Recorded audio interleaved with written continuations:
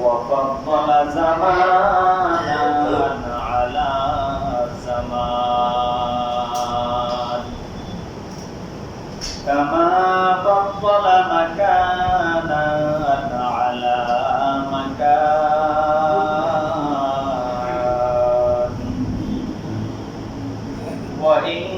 وإنسانا على إنسان ونشهد أن لا إله إلا الله وحده لا شريك له ونشهد أن سيدنا وسندنا وحبيبنا وحبيب ربنا وطبيبنا وطبيب قلوبنا وأولانا ومولانا محمد صلى الله تعالى عليه وعلى آله وأصحابه وأزواجه وبارك وسلم تسليما كثيرا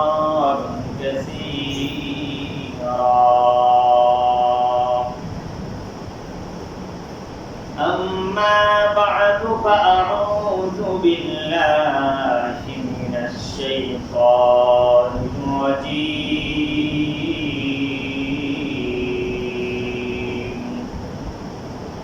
بسم الله الرحمن الرحيم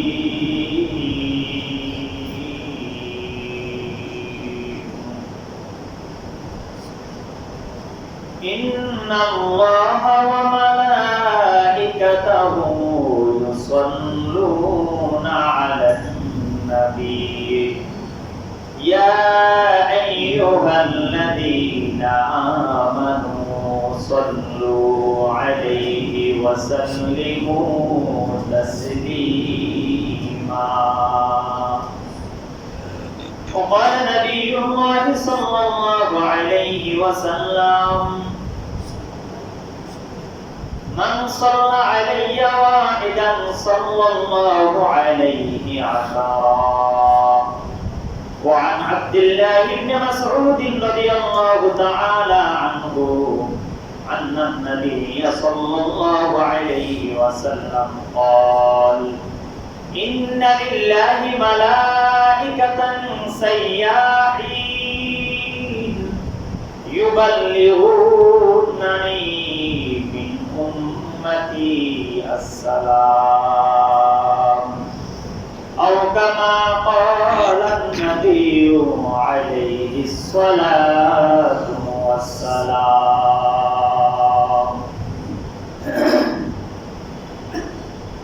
पेश नजर गुंबुज खज़ाह हरम है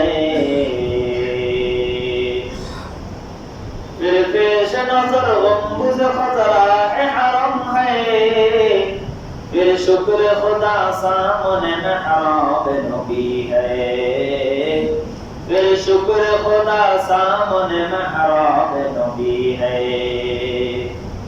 महराब नबी है कि कोई दूर तजल्ला दिल शौक से लबरेज और आँखों बिनम है दिल शौक से लबरेज और आँखों बिनम है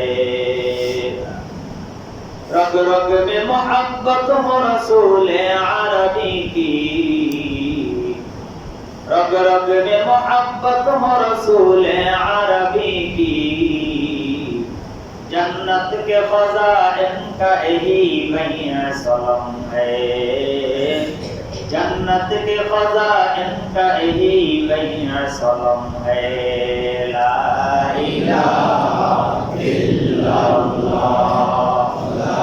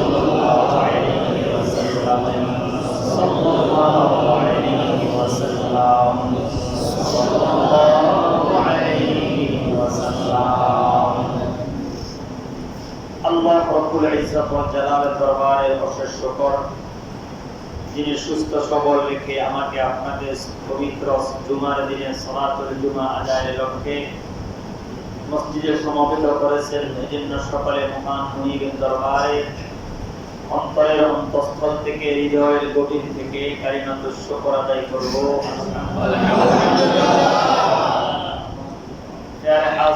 আমরা আলোচনা করতেছিলাম রাসূল আকরাম সাল্লাল্লাহু আলাইহি ওয়াসাল্লামের উপর দুরূদ ও সালাম সম্পর্কে। আল্লাহ পাক রব্বুল আলামিন বলেন, আমি এবং আমার ফেরেশতারা আমার নবীর উপরে দুরূদ পাঠ করি, তোমরাও আমার নবীর উপরে দুরূদ পাঠ করো। সালাত এটা একটি ব্যাপক শব্দ। ইউসাল্লুনা আলান নবী, উলামায়ে কেরাম লেখেন সালাত শব্দটা আরবি ভাষাতে চারটি অর্থে ব্যবহৃত হয়। সালাতরা আমাদা মানা দর লগাত চার, দুআ, তাসবিহ, রহমত ও ইস্তিগফার। সালাত চারটি অর্থে ব্যবহার হয়। সালাতের এক অর্থ হলো দোয়া, সালাতের আরেক অর্থ হলো তাসবিহ, সালাতের আর এক অর্থ হইল রহমত, সালাতের আরেক অর্থ হইল ইস্তিগফার।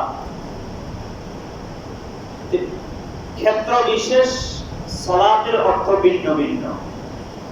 আল্লাহ পাক রব্বুল আলামিন বলেন, ইন্নাল্লাহা ওয়া মালাইকাতাহু ইউসাল্লুনা আলান নবী। যখন সালাতের মেসদাকটা আল্লাহ পাক রব্বুল আলামিনের দিকে হবে, তখন এটার অর্থ হবে রহমত।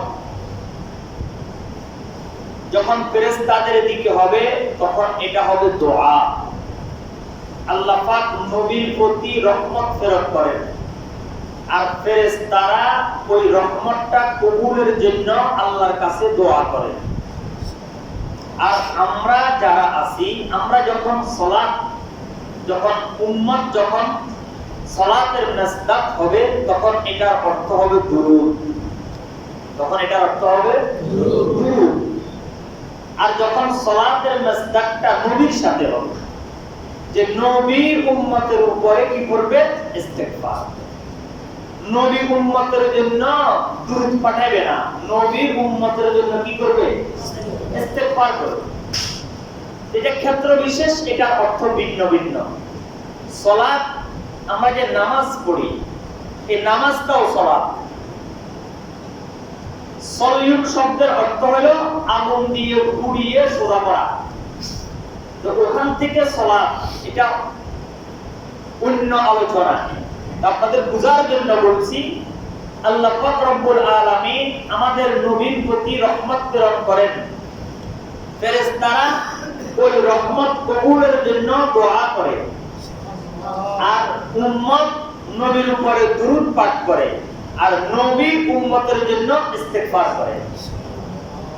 তা আল্লাহ পাক রব্বুল আলামিন বলেন, আমি এবং আমার ফেরেশতারা আমার নবীর উপরে সালাত প্রেরণ করি, তোমরা যারা ঈমানদার, তোমরাও আমার নবীর উপরে সালাত প্রেরণ করো। আর সালাম, এটা তো আমরা জানি, সালামের পদ্ধতি আমাদের জানা আছে। যখন এই আয়াত অবতীর্ণ হলো, সূরা আহজাবের 54 নম্বর আয়াত, পারা নম্বর 21, এই আয়াত যখন অবতীর্ণ হলো, সাহাবায়ে কেরাম আশ্চর্য হয়ে গেলেন যে ইন্নাল্লাহা ওয়া মালাইকাতাহু ইউসাল্লুনা আলান নবী, আল্লাহ এবং তার ফেরেশতারা নবীর উপরে সালাত প্রেরণ করে।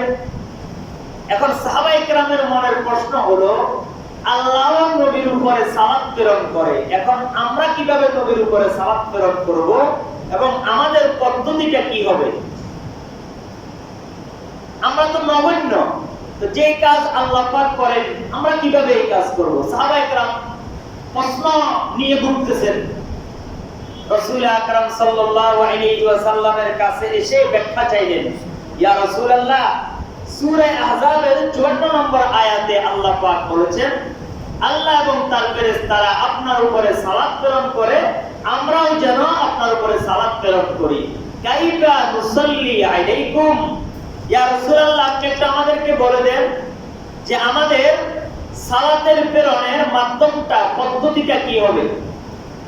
তখন রাসূল আকরাম সাল্লাল্লাহু আলাইহি ওয়াসাল্লাম উত্তর দিলেন। হাদিসের মধ্যে আসছে, বুখারীর বর্ণনা, আন জাবির ইবনে আব্দুল্লাহ রাদিয়াল্লাহু তাআলা আনহু, হযরত জাবির ইবনে আব্দুল্লাহ রাদিয়াল্লাহু তাআলা আনহু থেকে বর্ণিত, قال أن النبي صلى الله عليه وسلم خرج علينا, আল্লাহর পয়গম্বর আমাদের মাঝে তাশরীফ আনলেন। ফাকুলনা ইয়া রাসূলুল্লাহ, সাহাবায়ে کرام জিজ্ঞেস করেন, ও আল্লাহর পয়গম্বর, قد علمنا كيف نسلم عليك وكيف نصلي عليك, আমরা তো জানি না কিভাবে আপনার উপরে সালাত প্রেরণ করতে হবে, কিভাবে আপনার উপরে সালাম প্রেরণ করতে হবে। قال فقولوا اللهم صل على محمد وعلى آل محمد كما صليت على إبراهيم وعلى آل إبراهيم إنك حميد مجيد। বুখারীর বর্ণনায় এসেছে, সাহাবায়ে কেরাম প্রশ্ন করলেন, ইয়া রাসূলুল্লাহ, আমাদের সালাত এবং সালাম প্রেরণের পদ্ধতিটা কি হবে? রাসূল বললেন, তোমরা এভাবে বলো, আল্লাহুম্মা সাল্লি আলা মুহাম্মদ ওয়া আলা আলি মুহাম্মদ কামা সাল্লাইতা আলা ইব্রাহিম ওয়া আলা আলি ইব্রাহিম ইন্নাকা হামিদুম মাজিদ। এই দুরূদটা আমরা কোথায় পড়ি? বলেন, কোথায় পড়ি? নামাজ। উলামায়ে কেরাম বলেন, এই দুরূদ হচ্ছে সর্বোত্তম দুরূদ। সুবহানাল্লাহ বলেন।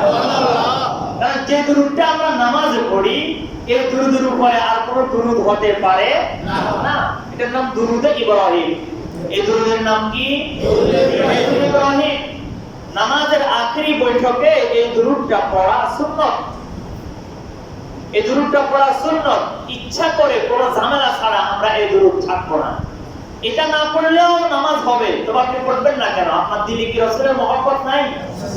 যদি থাকে এটা পড়বেন। দোয়া মাসুরা পড়া মুস্তাহাব।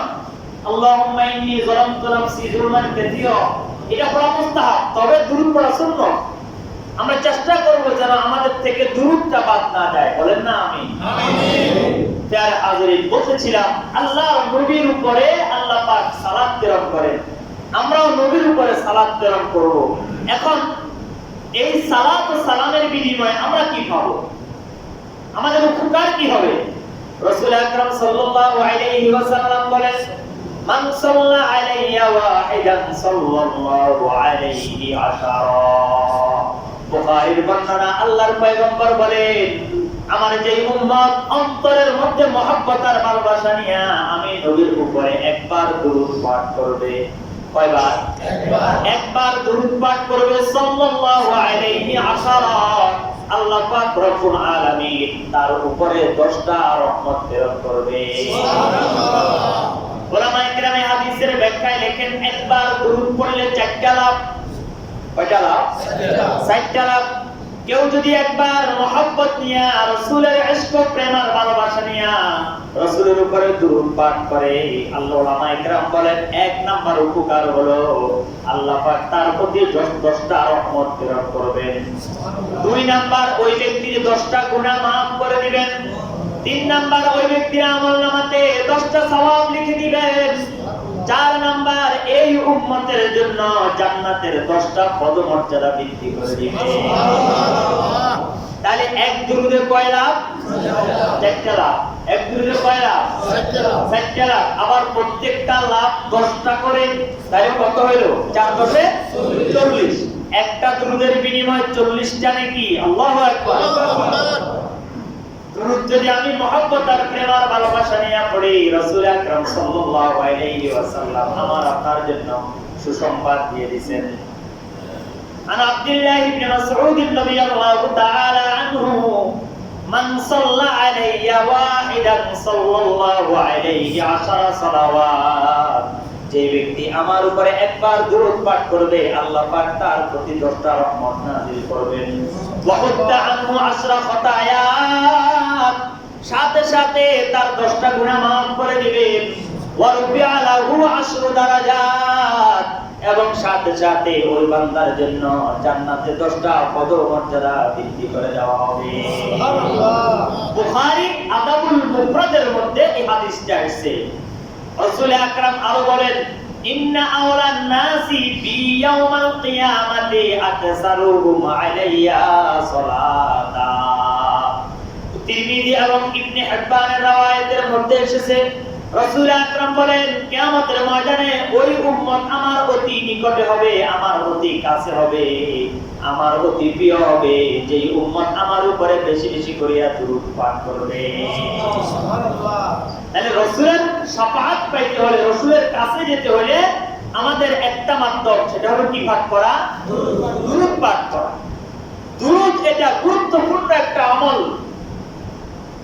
আপনি যখন বিপদে পড়ে যাবেন, আপনি যখন বড় মুসিবতের মধ্যে থাকবেন, আপনি যখন হতাশার মধ্যে থাকবেন, আল্লাহর পয়গম্বর বলেন, তুমি তখন আমার উপরে দুরূদ পড়ো, আল্লাহ পাক রব্বুল আলামিন তোমার বিপদ আপদ হতাশা সব কিছু দূর করিয়া দিবে। সুবহানাল্লাহ।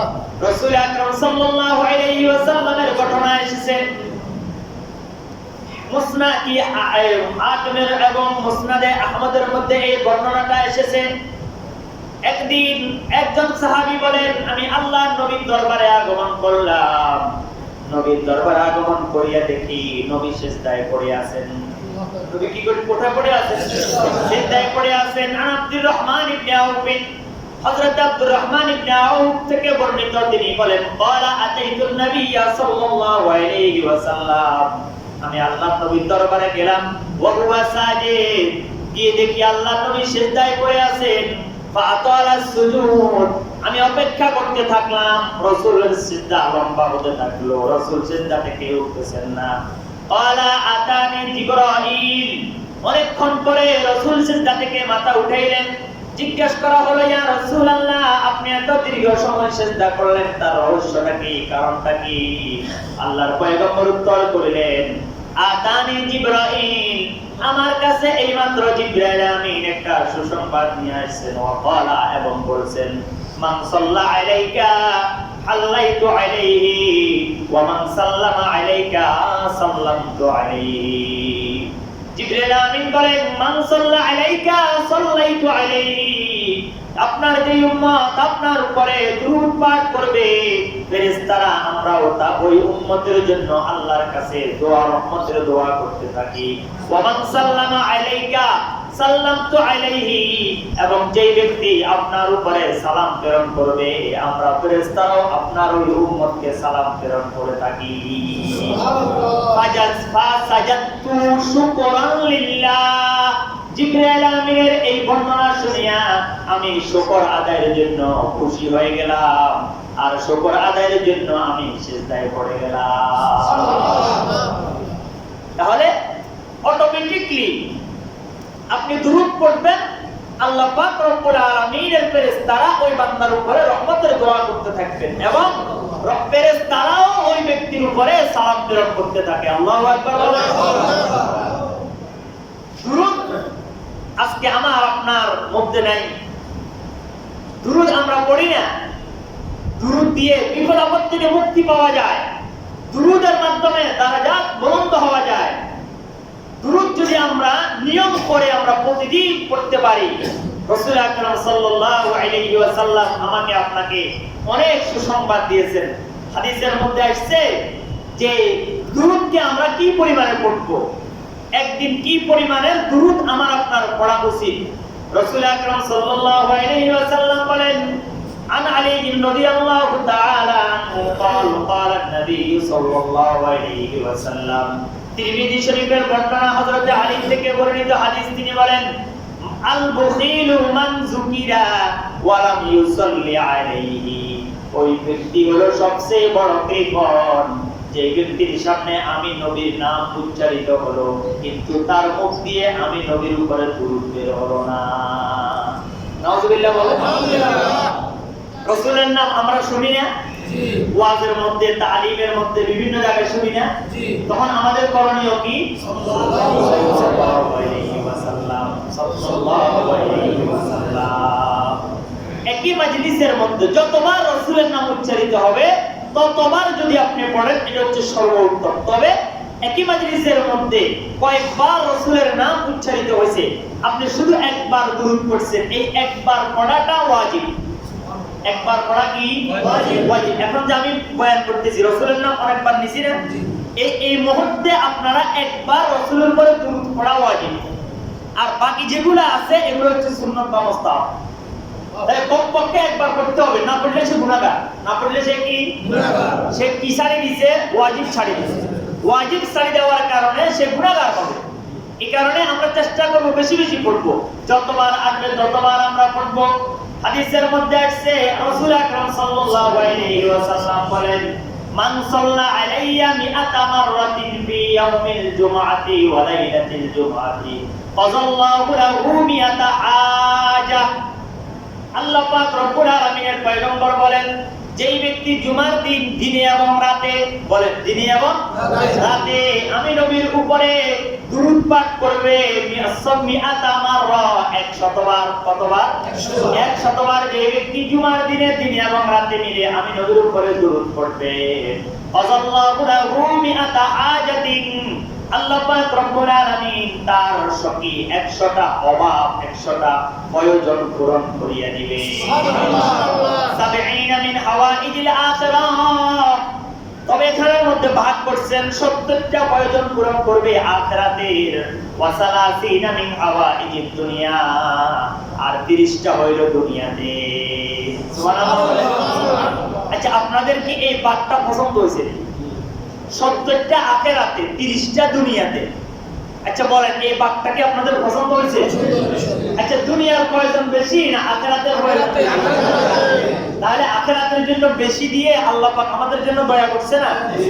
দুনিয়ার প্রয়োজন তো দুনিয়ায় যা কদিন আছি তা কদিন শেষ। দুনিয়ার কম হোক, আখিরাতে বেশি হোক। এই কারণে বলে 70টা প্রয়োজন তোমার পূরণ হবে আখিরাতে, কারণ আখিরাতে তোমার বিপদ বেশি। কথা বলে না, আখিরাতে বিপদ বেশি। আখিরাতের বিপদের মধ্যে যে ব্যক্তি ধরা খেয়ে যাবে, ওখানে যে ব্যক্তি মামলায় ধরা খাইবে, ওখানের মধ্যে ওই মামলা থেকে জামিনের কোনো কি নেই, সুযোগ নাই। দুনিয়ার বিভিন্ন আদালত আছে, গ্রাম্য আদালত থেকে শুরু, প্রত্যেকটা ইউনিয়ন পরিষদে একটা আদালত থাকে, এটার নাম হচ্ছে গ্রাম্য আদালত, এটার নাম হচ্ছে নিম্ন আদালত। এরপরে ওই গ্রাম্য আদালতের সমাধান না হলে এটা চলে আসে জজ কোর্টে, জজ কোর্টের সমাধান না হলে এটা চলে যায় হাইকোর্ট, হাইকোর্টের সমাধান না হলে এটা চলে যায় সুপ্রিম কোর্ট, সুপ্রিম কোর্টের সমাধান না হলে এরপরে চলে যায় আপিল বিভাগ। আছে না নাই? আছে। কিন্তু আখিরাতে এরকম কোনো সুযোগ আছে নি? নাই। আল্লাহ কয়জন? একজন। বিচার করবেন কয়জনে? একজনে। কোর্ট কয়টা? একটা। কথা বলেন, কোর্ট কয়টা? একটা। এই কোর্টের মধ্যেই আমাকে জামিন নিতে হবে। যদি ওই কোর্টে আপনি ফেল হন, দ্বিতীয় আর কোন কোর্ট নাই। আছে? তাহলে আখিরাতে আমাদের প্রয়োজন বেশি। এখানে রাসূল বলেন, তোমার 70টা প্রয়োজন পূরণ করা হবে আখিরাতে, আর 30টা প্রয়োজন পূরণ করা হবে দুনিয়াতে। তারপরে রাসূল আরো সুসংবাদ দিচ্ছেন, শুনেন, সুম্মা ইউআক্কিলুল্লাহু বিযালিকা মালাকান ইউদখিলুহু ফি কবরি কামা ইউদখিলু আলাইকুমুল হাদায়া ইউখবিরুনি মান সাল্লা আলাইয়া বিইসমিহি ওয়া নাসাবিহি ওয়া আশিরাতিহি। সুবহানাল্লাহ বলে। সুবহানাল্লাহ। এরপর রাসূল বলেন, তুমি যদি শুক্রবারের দিনে রাতে মিলে আমি নবীর উপরে 100 বার দুরূদ পাঠ করতে পারো, আল্লাহ পাক রব্বুল আলামিন তোমার জন্য একজন ফেরেশতাকে নিয়োগ দিবেন। ওই ফেরেশতার কাজ কি হবে? ওই ফেরেশতার কাজ হবে ইউদখিলুহু ফি কবরি, ওই ফেরেশতাটা আমি নবীর কবরের মধ্যে, আমি নবীর রওজাতে, ওই যে উম্মত আমার কাছে দুরূদ পাঠ করেছে, আমি নবীর উপরে দুরূদ ও সালাম প্রেরণ করেছে, এই সংবাদটা আমার রওজার মধ্যে পৌঁছাইয়ে দিবে।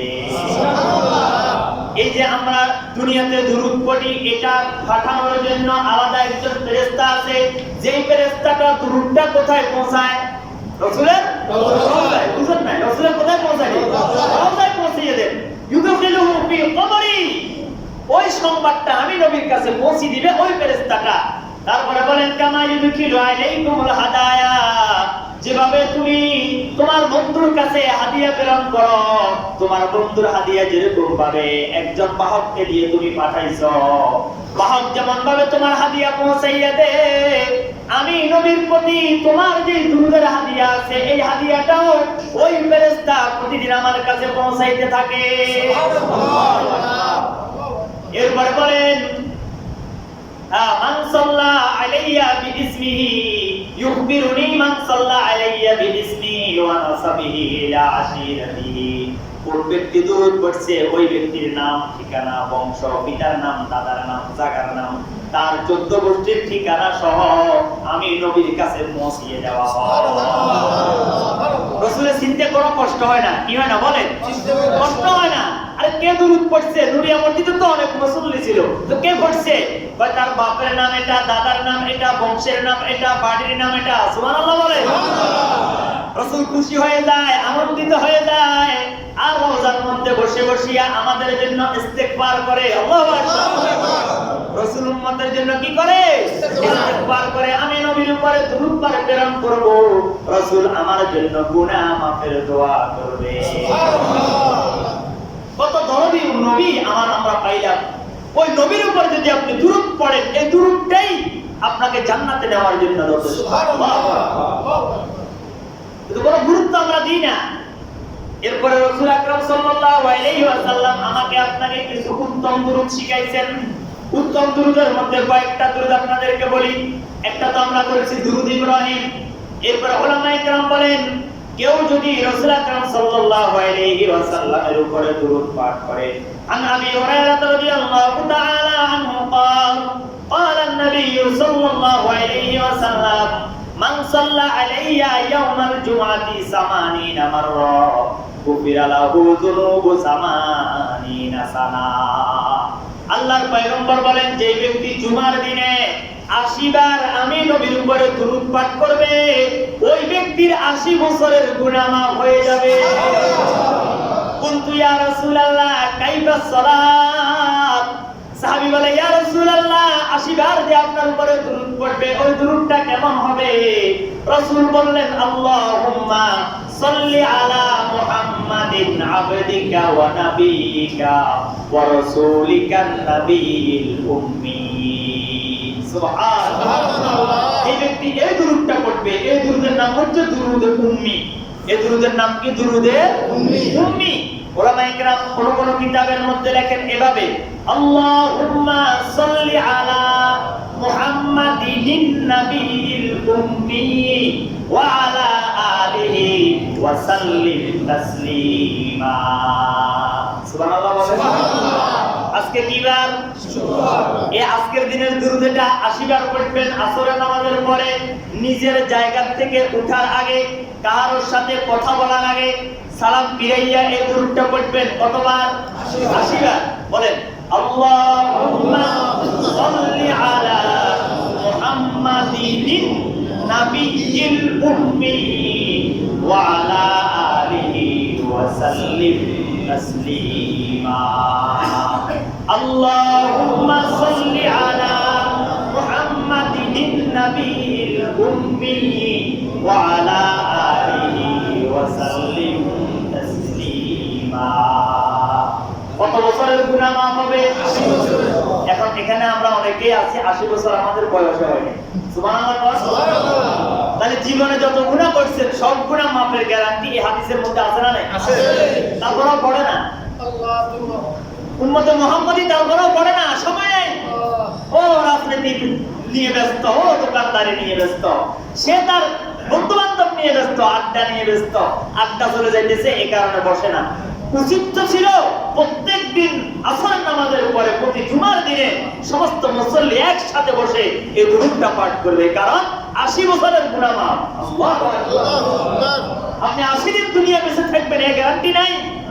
80 বছর আপনি হায়াত পাবেন এই গ্যারান্টি নাই। তবে এই দুরূদ পড়লে 80 বছরের গুনাহ মাফ হয়ে যাবে। আল্লাহু আকবার। পড়বেন নি ইনশাআল্লাহ? ইনশাআল্লাহ। আচ্ছা আজকে আসরের পরে কে কে আমল করবেন? হাত তোলেন। ইনশাআল্লাহ বলেন। ইনশাআল্লাহ। আজকে দুরূদ আমলটা শুনছেন, আজকে আমল করব, বলেন ইনশাআল্লাহ। ইনশাআল্লাহ। এরপর বলে রাসূল আকরাম সাল্লাল্লাহু আলাইহি ওয়াসাল্লামকে স্বপ্ন দেখা আরেকটা দুরূদ। এটাও হাদিসে আসছে। গত জুমায় আলোচনা করছিলাম রাসূলকে স্বপ্ন দেখলে এই লাভ। তো রাসূলকে স্বপ্ন দেখার জন্য রাসূল একটা দুরূদ শিখেছেন, ওই দুরূদটা শুনেন। عن ربيع بن ثابت الأنصاري رضي الله تعالى عنه قال رسول الله صلى الله عليه وسلم من قال اللهم صل على محمد وأنزله المقعد المقرب عندك يوم القيامة وجبت له شفاعتي। আমার যেই উম্মত এই দুরূদটা পড়বে আল্লাহুম্মা সাল্লি আলা মুহাম্মদ ওয়া আনজিলহুল মাকআদাল মুকাররাবা ইনদাকা ইয়াউমাল কিয়ামা, যে ব্যক্তি এই দুরূদটা পড়বে ওই ব্যক্তি আমি নবীকে স্বপ্ন দেখবে এবং হাসরের ময়দানে তার জন্য সুপারিশ করা আমি নবীর উপরে ওয়াজিব হয়ে যাবে। সুবহানাল্লাহ। এই দুরূদটা পড়বেন, না পারলে আমার কাছে আসিয়েন, আমি লিখে দিই। আমাদের হুজুরের কাছে যাবেন, মাওলানা ফুরকান সাহেবের কাছে, উনিও লিখে দিবে, কখনো বাধা দিবে না। তা আপনি তো আসেন না, আসলে তো আমরা লিখে দিব, জানাই দিব। আপনাকে লিখে দিলে তো ভাই আমারও লাভ, আপনি আমল করবেন, আমি অটো সওয়াব পাবো। সুবহানাল্লাহ, সুবহানাল্লাহ। আরেকটা ঘটনা বলি, আপনাদেরকে শেষ করতেছি। এই ঘটনাটাও হাদিসের মধ্যে আসছে, তিরমিজি শরীফের বর্ণনা। রাসূল আকরাম সাল্লাল্লাহু আলাইহি ওয়াসাল্লাম একদিন এক সাহাবীকে বলতেছে, ও আমার সাহাবী, বেশি বেশি করে জিকির করো, বেশি বেশি করে ইস্তিগফার করো, কারণ কিয়ামত অতি নিকটে, কিয়ামত অনেক নিকটে চলে আসছে, তোমরা ইস্তিগফার করো। তখন ওই সাহাবী আল্লাহর নবীকে বলে, ইয়া রাসূলুল্লাহ, আমি আমার দিনে কি পরিমাণ আপনি নবীর উপরে দুরূদ পড়লে দুরূদের হক আদায় হবে? রাসূল আকরামের সাহাবী বলে, ইয়া রাসূলুল্লাহ, আমি যদি দিনের 4 ভাগের 1 ভাগ অন্য আমল করি আর 4 ভাগের 1 ভাগ শুধু আপনার উপরে দুরূদ পড়ি, তাহলে এটা কেমন হবে? রাসূল বলেন, ভালো, যদি আরো বেশি পারো আরো ভালো। সুবহানাল্লাহ। সাহাবী বলে, ইয়া রাসূলুল্লাহ, তাহলে আমি 24 ঘন্টাকে 3 ভাগ করে 1 ভাগ আপনি নবীর উপরে দুরূদ পড়বেন। রাসূল বললেন, ভালো, যদি আরো বেশি পারো আরো ভালো। সুবহানাল্লাহ। সাহাবী বলে, ইয়া রাসূলুল্লাহ, তাহলে আমি 24 ঘন্টাকে 2 ভাগ করব, 1 ভাগ আমি অন্য ইবাদত করব, আর 12 ঘন্টা আমি আপনার উপরে দুরূদ পড়ব। রাসূল বলেন, ভালো, যদি আরো বেশি পারো আরো ভালো। সুবহানাল্লাহ বলেন। এটা হাদিস, আমি আমার থেকে বলতেছি না। এরপরে সাহাবী বলে, হ্যাঁ, রাসূল বললেন, ওয়া ইন জিদতা ফাহুয়া খায়রুল লাকা, যদি আরো বেশি পড়তে পারো এটা তোমার জন্য ভালো।